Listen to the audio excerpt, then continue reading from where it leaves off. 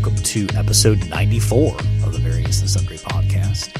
I am your host, Matt Harmon, joined live from the Vault Studio on the beautiful campus of Grace College and Theological Seminary by my good friend, my colleague, my co-host, and the man who threatened to beat up an athlete from Spring Arbor University, John Scott Sloat. How you doing, Doc? I'm doing well. I want to follow up on this how shall we put it? This sort of protective fondness for one of my sons here in terms of your son was viciously attacked by an individual from Spring Arbor. Yes, that's true. And so I saw him at church with a bum ankle. Yeah. And I asked him, like, who did this to you and where are they from? Yeah. And offered to Yes. rectify the situation. Yeah, absolutely. Bring some justice. Yes, and by attacked my son, what we really mean is beat him off the dribble, and then when my son attempted to block his shot, my son landed on his foot under the basket. Yeah, that's intentional. Indeed. So, yes, he is in a walking boot now for 4 weeks and crutches for the first 2 of that. Managed to damage all 3 of the ligaments in his ankle. So no ligament left behind. Yeah. Well, that's painful. Yes. And he's on the mend, right? He is. I mean, he's in the boot, he's icing, all that sort of stuff. So. Okay. So yes. Continuing, actually, before we get to the world of sports, we should probably remind listeners if they'd like to connect with us. They can find us in a variety of different ways. You can find us on Twitter at VNSPod. You can email the show, variousandsundrypodcast@gmail.com. Find us on Facebook and on YouTube. Just look for Various and Sundry Podcasts. That's where you'll find us. And we had no new reviews this past week. By the way, how is the Facebook page doing? It has its moments. Okay. I think when I actually pay attention to it, it does a little bit better. Yeah. Okay. Yeah. So that's on me. I mean, since you're no longer on Facebook, your account got hacked and you got locked out, right? That's right. I mean, I've made very, very little attempt to get back on. Yeah. So it's been bliss, truthfully. Okay. And I thank the hackers. Are you still on Insta? Nope. Okay. So Twitter is your only social media. Unless you're a secret TikTok guy, right? I'm not a TikTok guy. I guess I'm technically on LinkedIn. I don't know if that counts. I wouldn't call that social media. But Twitter, not on Yik Yak. I think it's just Twitter. Okay. Well, let's talk the world of sports, John. So let's. It's sort of a weird weekend. Yeah. Because neither of our teams played. Yeah. Yeah, neither played, and so we don't have anything to get really passionate about. Well, I mean, let's start with the NFL. When we recorded last week, we were just on the front end of the John Gruden email scandal. Did we mention it on air? I feel like we did. Mention it, yes. Just briefly. But he had not yet resigned / been fired because not all of the contents of the emails had come out. Mm-hmm. So at the time we recorded, it was sort of a developing story. And by the time the podcast episode dropped, it was a big story, a fully developed story. Enough to get the cold open of Saturday Night Live was about John Gruden. Okay. Yeah. Okay. Which tells you it's made it. It's arrived. Okay. Yeah. So, that's sort of off the field, but on the field, as we said, the Jets had a bye this weekend. The Jaguars got their first win. Yeah. Had to travel to London to get it. Yeah. But found it ironic that you had 2 teams from the state of Florida playing in London. Yep. But Urban Meyer gets his first win as a professional coach. He's been taking a lot of heat in the media he's as well. got his own mess to deal with off the field. So, the Browns lost yesterday pretty handily to the Arizona Cardinals, and from what I understand, Baker Mayfield was also hurt in that game. Got maybe re-injured his shoulder in that. So, Did you watch much NFL yesterday? I watched a little bit. I watched most of the 4 o'clock. I had to mow in the midst of that as well because I had fertilized the yard. I had top dressed the yard and fertilized it, and so it was growing like crazy. And so it was too long. It was my grass was probably 6 to 7 inches tall. Okay. And I had to get it done. So we're talking some U.S. Open level rough. Yes. When the rest of the neighborhood is probably an Augusta fairway sort of level. So I had to do that yesterday when it was nice out. So I watched a good bit of Bears-Packers. Did you watch that? I did. Did you hear Aaron Rodgers in the end zone? I did, yes. I'll clean up the dialogue a bit. But I believe it went, "I own you, I still own you," as he's yelling at the fans after he scores a touchdown. Yes. Which is like the most petty thing I think I've heard in sports in a while. Yeah. And also it's so taunting is allowed apparently towards the fans. Oh, but not the players. But not towards players. So, you probably saw some of the ridiculous taunting penalties that were handed out. I mean, I know the NFL is making a big emphasis on this. Sure. But some of these just look like, that's taunting? Yeah. Really? Like, and again, I'm not a big I'm not a major advocate of the trash talk. Like but still, I mean, these are grown men, and it's just like, come on, give me a break here, people. Let's not be ridiculous, I guess is what I'm looking for there. Any other things from the NFL weekend that caught your attention? I don't think so. I caught a good game between Dallas and the Patriots. The Patriots surprisingly good. I don't know why I'm surprised, but they got the evil, the emperor basically. The evil emperor Bill Belichick. Mr. Hoodie himself. So the self-fashioned god. Yeah. On the college gridiron, the Buckeyes had a bye. And it was a more relaxing Saturday than normal as a result of that. There weren't probably the biggest game of the weekend was Georgia beating Kentucky. Condolences to Will in Indiana. He's a big Kentucky fan. But the biggest upset of the weekend was number 2 Iowa losing at home to Purdue by 17. Yeah, not good. And I don't even know if the game was that close. I watched most of that, and Purdue dominated that game. And what was Iowa ranked? They were top 10, too. Yeah. Yeah. So they dropped to, I think, 11th as a result of that. But, it'll be interesting to see what the rest of the college football season looks like. It looks like we've already got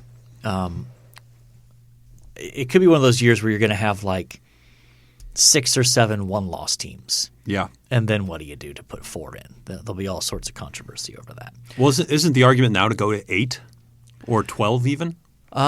Well, yes, but all of that talk, like basically from what I understand, the committee that oversees making this decision was basically ready to recommend a 12-team playoff.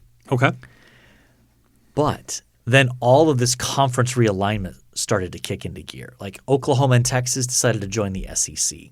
And then, so the Big 12 starting to fall apart. Sure. And in response, I think some of the other commissioners were like, we will not support a 12-team playoff, because what they feared was, well, there are going to be 6 SEC teams in this. Like, this is ridiculous. So we're not going to reward teams like Texas and Oklahoma jumping and creating this SEC monster conference of like, eventually maybe like 20 teams. So part of the way to stop it is to say, no, we won't approve any changes to it.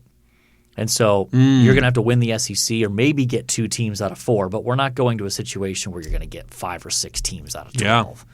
So it will be interesting to see how that develops moving forward. But baseball playoffs are underway. We're down to the league championship series. Yeah. I had to actually look up who's playing in that. Astros and Red Sox on the AL side and Braves Dodgers. I had no idea the Braves were that good when we watched them back in June. Did you? Were they? No, they were not. Okay. So they were below 500 for 3/4 of the season, and then just really turned it on in the last quarter. Okay. Made some good trade deadline sort of moves and put themselves in a position to win a bunch of games in a row and did it. And I'll say this. In the playoffs, there are no good guys left. like everybody in the playoffs right now is just kind of pure evil. Okay. From the Mets fan perspective. Okay. Maybe there are some other people out there that feel differently. Dodgers, no good. No good. Okay. Braves, no good. Yeah. They won the division like 35 years in a row or something like that. Right. Red Sox and Astros, scum of the earth. I mean, these are two teams that both got in trouble for cheating in the last 5 years. Yeah. And here they are getting ready to go to the World Series. Wow. See, now we're getting salty sloat. Scum of the earth. Astros, Red Sox. Okay. All right. And somehow the Mets get pulled into that and lose a manager out of anyway. Okay. Anyway. Well, before we move on from the world of sports, we should probably – the NBA season is about to tip off here. Yeah. You want to give us some hopes and dreams for your beloved New York Knickerbockers? I'd like to see us make the playoffs again and get out of the first round. Okay. They were the 4 last year? They were the 4 last year. Lost to Atlanta. Atlanta, who got hot. Yep. And made it to the conference finals. That's right.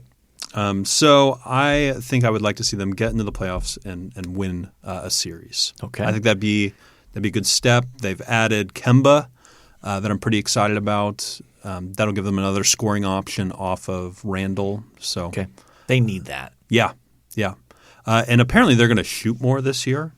So apparently they were in the bottom third of attempted three-pointers. Okay. And Thibodeau wants them in the top 10 teams in. And do they have the shooters Kemba skilled enough to do that? Kemba can shoot. Randall can shoot. Who's the other guy that they got? They got that French kid. Evan Fournier. I think Fournier can shoot. So there's hope out there. Okay. All right. I'm fascinated to see what happens in this year in the sense of you've got the Lakers in the West who have created a great team for 2014. Yeah. But I'm not sure about 2021. Doesn't that seem to be like 80% of the teams LeBron's on? Like man, this would have been a great team like 5-6 years ago. Yes. Yeah. So that'll be interesting to see whether that team can survive. I mean, guys that old it feels volatile, be doesn't it? Incredibly injury prone. Are they going to have? Yeah, we'll see what that looks like. And then in the East, my apologies if we have any Milwaukee Bucks fans in the audience, but let's be honest. You would not have won the NBA title last year if the Nets had one more healthy guy of their top 3. Mm-hmm. If they'd either had James Harden or Kyrie Irving in addition to KD, they would not have won the NBA title. Can we talk about Kyrie Irving real quick? Yeah. What are your thoughts on him just as a human being? He's fascinating because I'll give him credit. He's obviously a thoughtful person in the sense of things matter to him outside of basketball. Sure. He is. Yeah, he has a social fair. Consciousness, right? Regardless of whether you agree with him on his choice of issues or not. Okay? Yeah. What I'm fascinated by is how the media is trying to handle his vaccine refusal. Because when his social issue was how African Americans were treated in our country, mm-hmm. they were all in. This is great. We love it when athletes take bold stands. We love it when athletes have a social consciousness. Sure. But now you have him taking a stand on an issue that is against the grain when it comes to popular media, okay? And it doesn't seem like they know how to handle it in terms of what my point is, where is the praise coming from of like, oh, this is great. We have an athlete who is standing up for his convictions. And to me, it's just highlighting again the media wants athletes to take bold social stands as long as they fall within a certain span of issues or certain positions on issues. Sure. Not just, so you're encouraged to take a bold stand as long as it's within the acceptable range of options. Well, don't forget about his first bold social stand. Yeah, the whole flat earth thing. Yeah. Yes. Yeah. Which does he still hold on to? I don't think he does. Okay. Yeah. He's learned then. Sure. Yeah, I don't know. I mean, again, I'm not trying to – and just to be clear, I'm not anti-vax. Okay. So I am pro freedom of choice when it comes to whether you get the vaccine or not. Well, the New York Times was knocking on the door out here waiting for you. I know. So I'm anti-mandate. So it's just fascinating for me to see – I'll give Kyrie credit that he is willing to put pretty significant sums of money on the line to stand where he stands on some of these issues. So I'll give him credit for that. So that's my thoughts on Kyrie Irving. I was more approaching it from like that. Will he get signed anywhere? He seems to just sort of like every season there seems to be a different issue with Kyrie. I think he's still good enough where he can get away with it. Okay. He's if a basketball player is good enough, they can get away with it. You put up with a lot to get what he does on the floor. Mm-hmm. So, it'll be interesting to see how that develops this year. But I don't tend to pay attention to the NBA until I get to late December, early January. Yeah, I check scores. Like I want to see like, okay, did Randall have a good night? So. I check scores, but that's about it. The Knicks are on national TV though Thursday night, so probably TNT. I think ESPN. Oh, I think. Okay. Don't forget, hockey started this last week as well. Yeah, I don't follow it at all. Any breakdown for us? I have no ability to break down hockey. Okay, so the Blue Jackets, they. I have no opinion about the Blue Jackets. Though I love the Seattle team's nickname, the Kraken. The Kraken? I think that's a fabulous nickname. Mm-hmm. I love that. One thing I do like about hockey is like you could get a scrappy bunch of guys together that they're well coached, and if things break the right way, they can.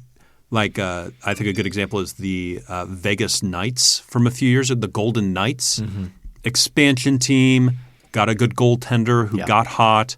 Ran all the way to the finals and lost it, I think, 5 or 6 games. I don't think you could have any other sport where that happens, where you have an expansion team make it all the way to the finals in their first year. Yeah, that's probably right. So that's one thing I appreciate about hockey. Okay. And they're fun to go to. Hockey games are fun to attend. Yes. I do enjoy live hockey in the arena. Yeah. Yeah, I know you're trying to move us on to the next topic, but I keep going about other stuff. But proceed with your transition. Yeah, we do need to speaking of the use of talent. Yeah, we are talking today about the parable of the talents. Nice. So we're continuing our series on the parables. So let's go ahead and look at Matthew chapter 25, verses 14 through 30. And let's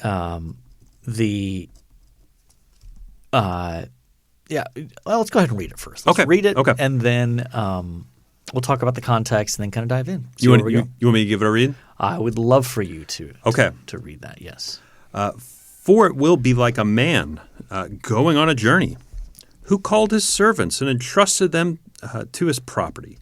To one he gave 5 talents, to the other 2, to the other 1, to each according to his ability. Then he went away. He who had received 5 talents went at once and traded with them, and he made 5 more talents. So also had the 2 talents made 2 more talents, but the one who had received 1 talent went and dug in the ground and hid his master's money. Now after a long time the master of the servants came and settled accounts with them. And he who had received the 5 came forward, bringing 5 talents more, saying, Master, you delivered to me 5 talents. Here I have made you 5 talents more. His master said to him, Well done, good and faithful servant. You have been faithful over little. I will set you over much. Enter into the joy of your master. And he also who had the 2 talents came forward, saying, Master, you delivered to me 2 talents. Here I have made 2 talents more.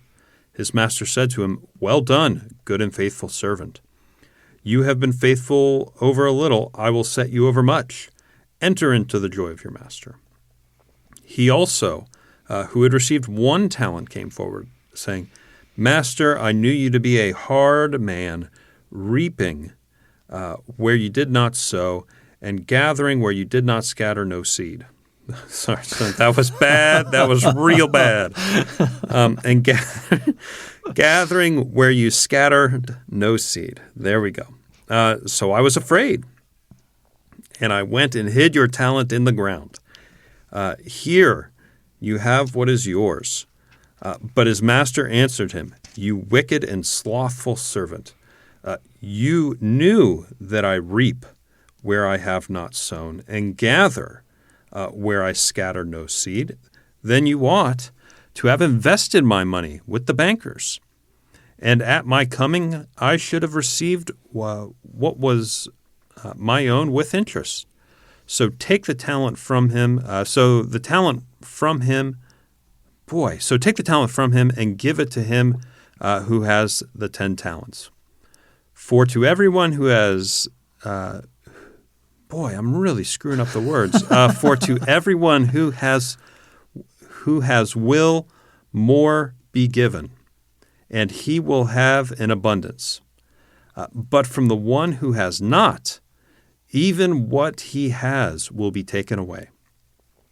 And he cast the worthless servant into the outer darkness. In that place there will be weeping and gnashing of teeth. Okay. Struggled there. Yeah, well, it's Monday. It's Monday, yeah. And it's still fall break. It is still fall break here. That's right.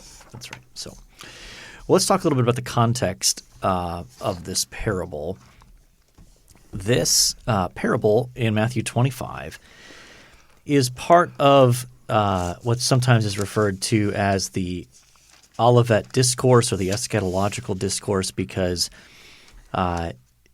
if you look at where Jesus is giving this, it is part of – so this is during the last week of his life before he is crucified. And the disciples are remarking about the temple in chapter 24, and Jesus says, yeah, if you think that's great, I'm telling you it's all going to be destroyed. Mm-hmm. And then you get Jesus explaining that in the rest of 24, and then continuing on into chapter 25, you've got the parable of the 10 virgins and then the parable of the talents here. The parable after this is going to be essentially the parable of the sheep and the goats. So all of these are set in the context of Jesus teaching about the end times. And one of the recurring motifs in this section is this idea that no one knows the hour when the Son of Man will come back. So that's kind of a repeated expression that shows up throughout this context. Let me give one more piece. Let me give a piece of sort of historical and cultural context. The word talent. Yeah, what does that mean? Yeah. So when we see that, we tend to think of, a talent refers to an ability that someone has, a skill, a gifting, right? But that's not what this refers to. A talent is, in this context, a sum of money, a weight of money. And it's actually a large amount. A talent was, depending on local measure, anywhere between 60 and 90 pounds. Pounds? Pounds of, say, gold or silver.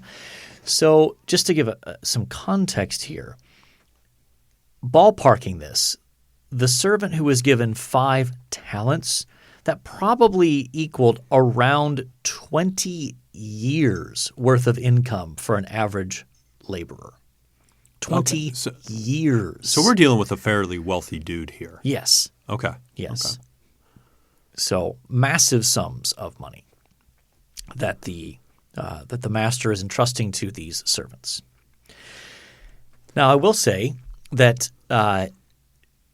this is part of how we get eventually how the word talent does come to mean what we use it today as a sort of an ability, a skill, a gifting. So it does have in some ways its origins in this parable, but that's a later development in terms of how the language was used. Interesting. So just to be clear, I think that's a as we'll talk about, that's a faithful application of the text, but it wouldn't have been understood that way in terms of its meaning to Jesus' original audience. So when this guy's burying a single talent, that's no small task. Yeah. I mean, 60 pounds of gold or silver or whatever. Right. Well, it sounds like 4 or 5 years worth of income.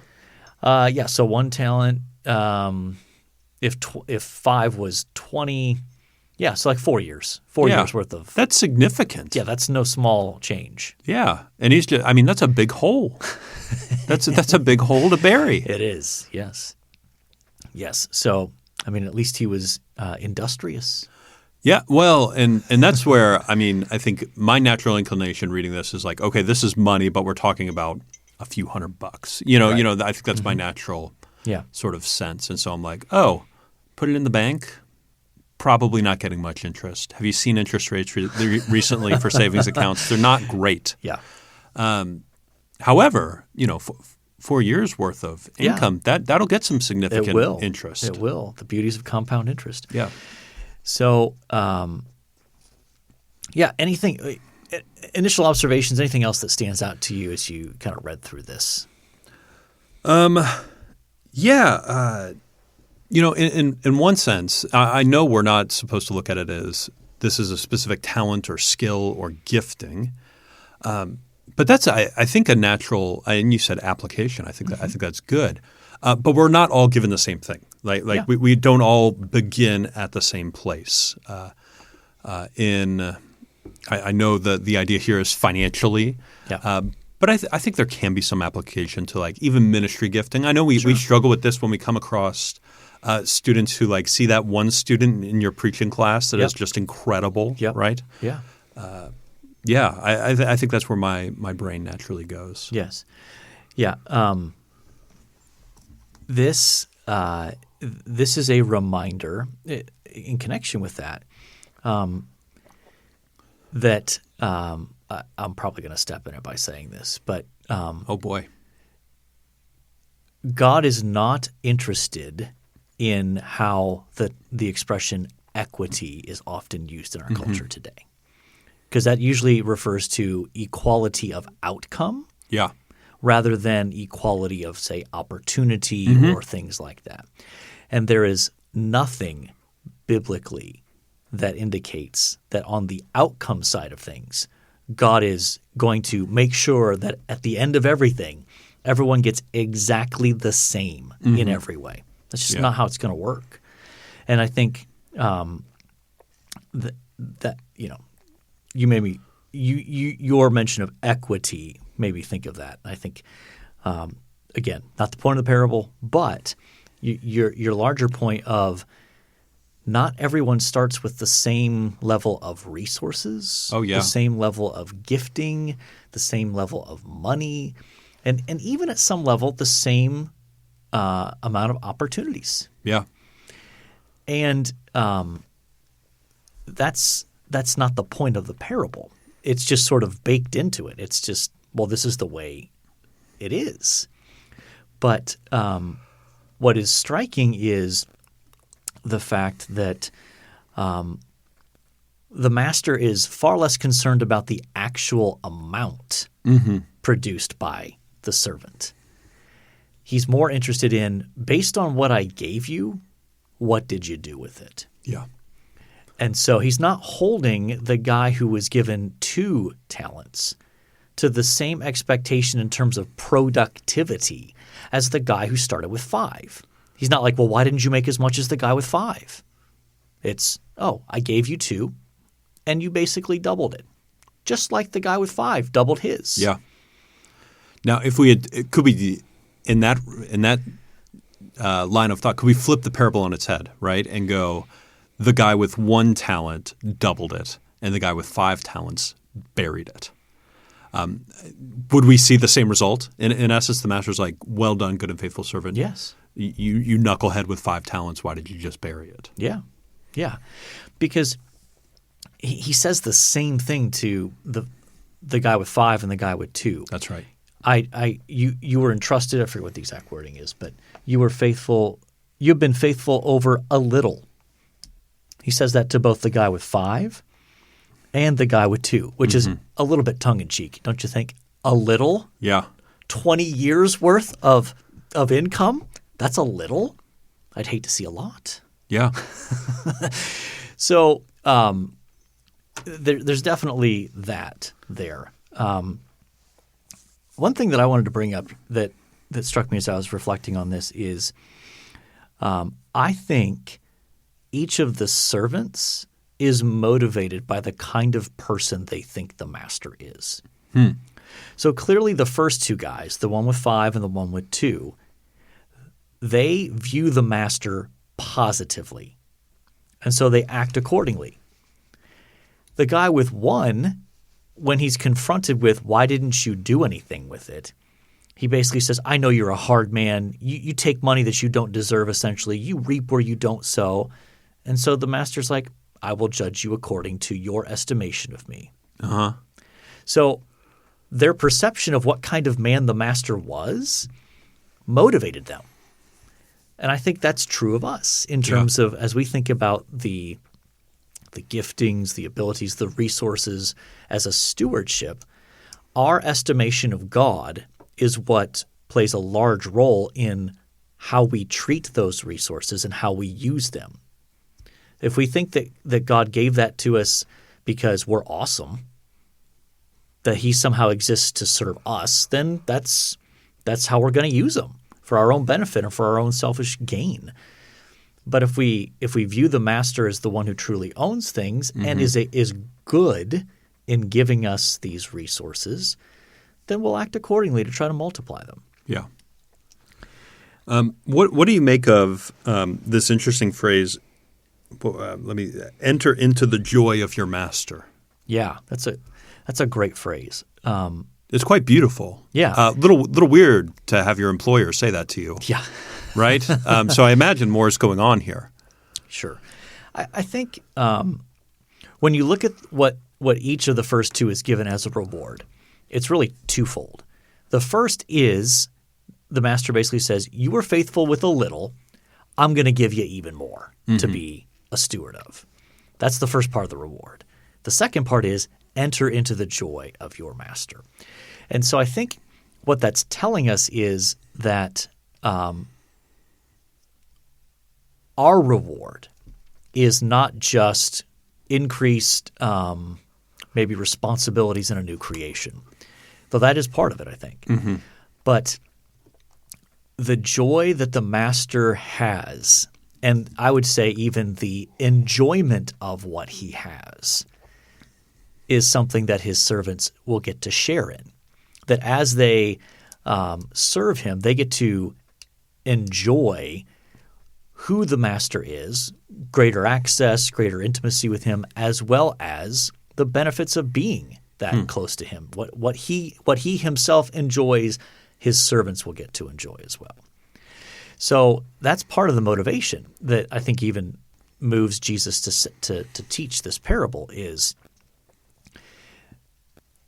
he's calling people to be faithful, but holding out in front of us, you will get to share in the very joy that God himself has. And, that joy goes so far beyond material blessings or, those sorts of things. It's the joy shared between Father, Son, and Spirit from all eternity. We'll get to experience that. And, that's the ultimate reward that's, I think, held out for faithfulness here. And I think, too, that these two themes come together of stewardship and eschatology. That, yes, the orientation of this is on that day when we have to give an account, will we be found faithful? In the meantime, then that should motivate us to live in the present, to be faithful now. And the older I get, I feel like the more I am struck by how much faithfulness is a sort of – it's a daily grind. It's a day-to-day decision of, yep, this is not glamorous. This is not that exciting necessarily, but I'm gonna be faithful to the Lord and what He's put in front of me today.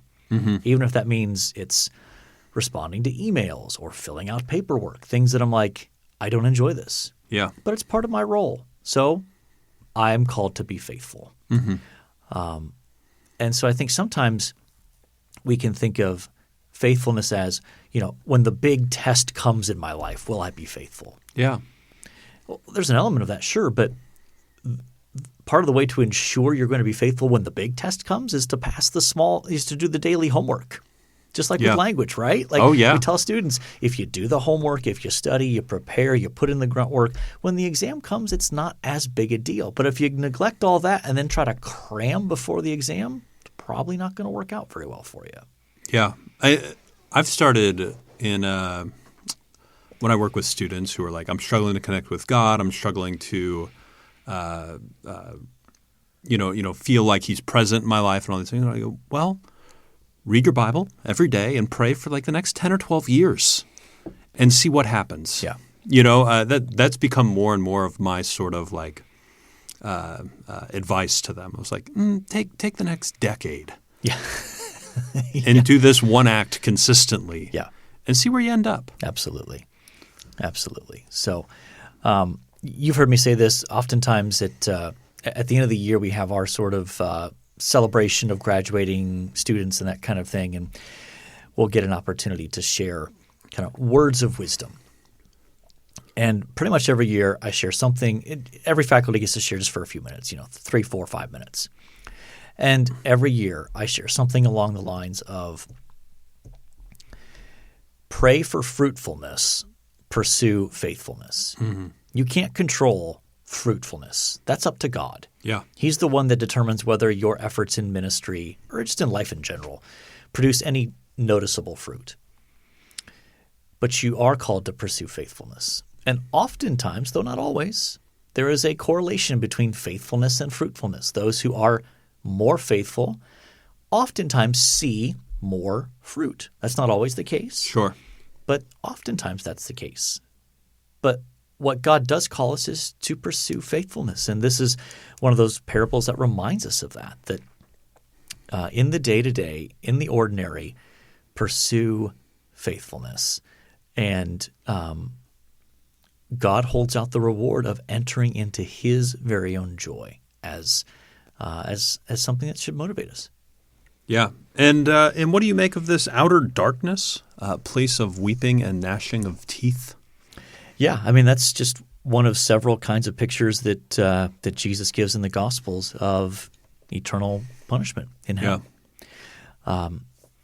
I think we can get into trouble sometimes if we try to force every metaphor to work at the same time. Sometimes, which is it? Is it sort of fiery? Well, fire produces light, and yet this talks about darkness. How can there be fire and darkness? Okay. It's multiple metaphors used in different contexts. Like, relax, people. It's just trying to portray this is awful, beyond terrifying, worse than you can even imagine. So, yes, I think, the weeping and gnashing of teeth, signs of torment, of regret in the midst of that. So I think that's what's going on there. Okay. So that's the parable of the talents from Matthew chapter 25. We need to be moving along here, John. So it's episode 94. We need some athletes. Yeah. Do you have a mea culpa or anything? Yeah, thanks. Yeah, I think not that I even realized it. Yeah, I included Charles Haley on the list last week, and he actually was not number 93; he's number 94. So Okay, so Charles Haley. Charles Haley. Okay, DeMarcus Ware. You remember DeMarcus Ware? I do. Yeah, he was a lot of fun with the Cowboys And late with the Broncos. Yep, Yeah, he was on that final championship team with Peyton, right? that sounds right. Did he hang it up after that? Maybe Somewhere in there. Cam Jordan. currently on the Saints still. Yep, yeah. yep. Defensive end for them. Everett. I'm going to mispronounce his name. I need to learn how to pronounce it. Evan Fournier. Maybe Fournier. Fournier? He's French. Oui, oui. And he played with he's still in the NBA, played with the Nuggets, played with Magic, Celtics, and he is now one of your He's New York one of the Knickerbockers. Knicks. Yeah. Yeah, you better get to know him. I better. Can you give me a little scouting report? What's his game like? I mean, Perimeter player, shooter. okay. Yeah, he's it'll be interesting to see how he meshes with your Knicks. He's one of those guys that my sense is that he's kind of a roll of the dice when it comes to some games. He's one of the best Electric, players on yeah. the floor, and other games he just kind of disappears. Okay. But the fact that he wore number 94 with the Celtics gets him on our list today. Yeah. What an odd basketball number. Yeah. 94. Yeah. And then for Ohio State, Mike Vrabel. Vrabel. Yes. So he wore number 94 at Ohio State as a defensive end from 1997 to 2000, not 2010, as my show notes say. That'd be a long college career. Yes. No, sorry. That's his NFL career. So I think he was – yes. So he was like at Ohio State from like 93 to 96. Played with the Patriots, which I don't like. I don't like either. No, but he was a defensive player, but they used him in short yardage situations That's right. as a tight end. As a tight end, And yeah. He caught probably a handful of touchdown passes in his career. He was the preamble to Gronk, really. Yeah. Yes. He was is currently now the coach of the Tennessee Titans. And famously said in an interview that he'd be willing to give up one of his a part of himself, part of his anatomy to win a part Super of his Bowl. male anatomy. Yes. Yes. But I mean, the biggest thing to make note of here is that for a while he followed me on Twitter. Really? Yes. When was this? This was probably in like 2013, 2012, 2013. And I think it was because I had tweeted about so Luke Fickell, current coach of the University of Cincinnati football team. Mm-hmm. He was the interim coach at Ohio State for a year. That didn't go well. I remember, yeah. But when Urban Meyer started, he kept him as the defensive coordinator. Mm-hmm. And he had a stretch where he struggled in there. And I made some tweets where I think I used a hashtag Fire Fickell. And I think that's what got me on his radar because he and Luke Fickell are buddies. So I think that's what got me on his radar of firing Fickell. He no longer follows me on Twitter. Okay. So anyway, do you have a preference here, John? Oh my. I do like Mike Vrabel, but he did play for the Patriots. I know that's the hard part. And he was in a season with the Patriots where I think I was in high school, and they were really good and winning all the time. And it just leaves a bad taste in my mouth. Although I enjoy him as the coach of the Titans for the most part. Yeah. So I would say DeMarcus Ware would be my choice. Okay. Yeah. See, the fact that Vrabel's a Buckeye is able to overcome the have to kind of swallow hard with the fact that he played for the Patriots in the evil empire. So you want to go with DeMarcus Ware? We could go with Charles Haley just to. Yeah, we'll go with DeMarcus Ware. Okay, that's fine. One thing you liked? This weekend, my wife and I have an annual tradition of I suppose 2 years. Where when you say annual tradition, you mean we've done it twice. That's right. My wife loves to apple pick.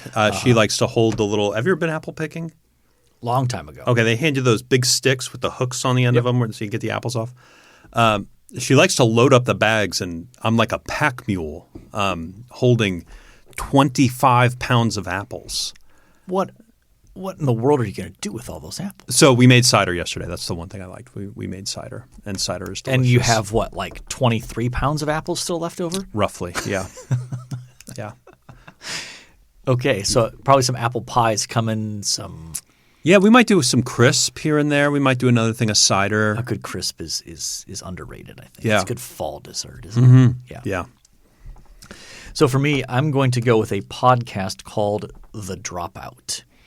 It's covering the story of Elizabeth Holmes. So if you've not followed her story in the news, she founded this medical testing company called Theranos, where she raised billions of dollars, had all these high-profile things, and it was basically a fraud. She claimed she had a device that would be able to take a pinprick of blood and run like hundreds of tests, whereas nowadays you need a full vial. Full vial of it. It's so she so I listened to this podcast. It came out with 6 episodes in 2019, and they've restarted new episodes because she is on trial right now. Yeah. So it's pretty well done. She's fascinating. She thought of herself as the next Steve Jobs, and just wild. Yeah. So, all right, we better wrap this up. We've got more to do this day. So, let's see. We've previewed your New York Knickerbockers A little bit. A little bit. We've let's see. We talked Parable of Talents. I enjoyed our discussion of that. We struggled to come up with an athlete. We essentially disagreed. Essentially. And I deferred to you, which is fine. Yeah. Hey, we want to try to be a model that we can disagree agreeably. Yeah. And there's give and take, right? There's give and take. We're free speech advocates That's here. right. That's right. And we talked about John now being the owner of more apples than he will ever know what to do with.